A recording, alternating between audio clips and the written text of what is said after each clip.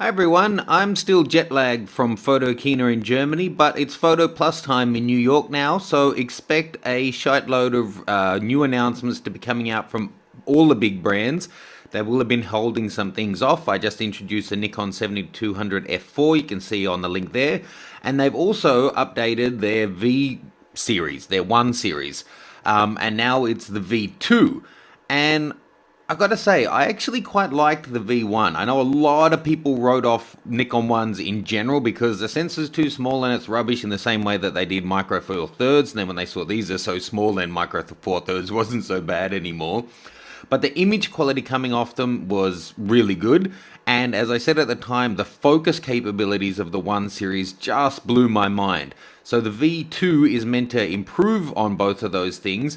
It's still got all the things that, as I put it, the soccer mum demographic are going to love, like it taking 20 shots really, really fast, then picking the 4 best ones, recommending the very best one, but saving 4 for you to see, or to film a short clip of video and a still at the same time, and then put it together in a little presentation for you.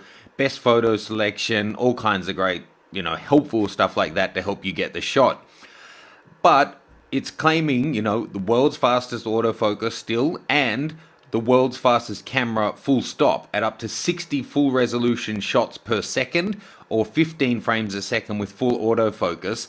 And the autofocus is mentally fast. I'm not talking fast for a compact, I'm talking fast for a camera full stop. The V1 focuses as fast in good lighting conditions or faster than my Nikon D4 for $7,000. So it's just that they are that good in terms of focus capabilities.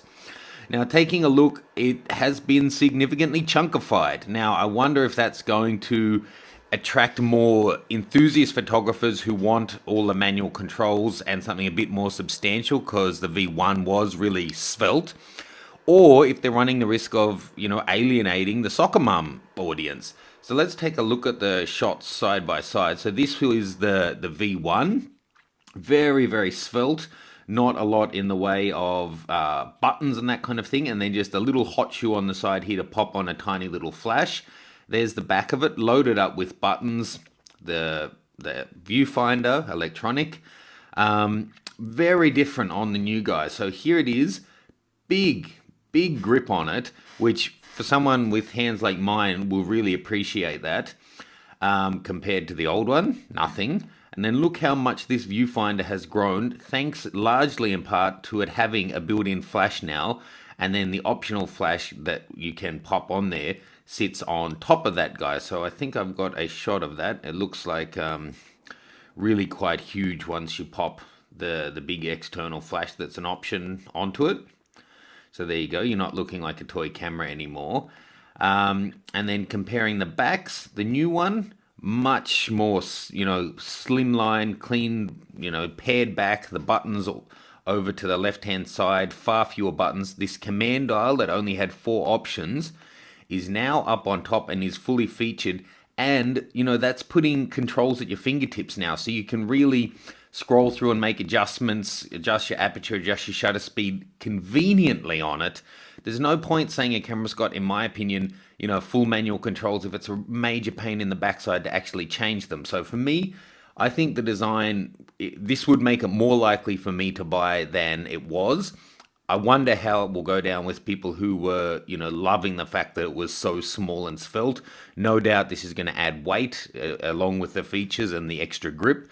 Just, look at where it came from and where it is now. It's been beefed up like a Volkswagen GTS.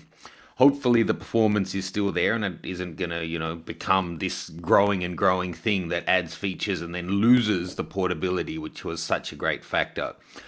So anyway, there you go, new Nikon 1 series. Stay tuned. There's going to be a lot of stuff announced in the next, 4 or 5 days. No doubt whatsoever about that. Leave me any questions or comments, whether this makes it more or less likely that you would get one.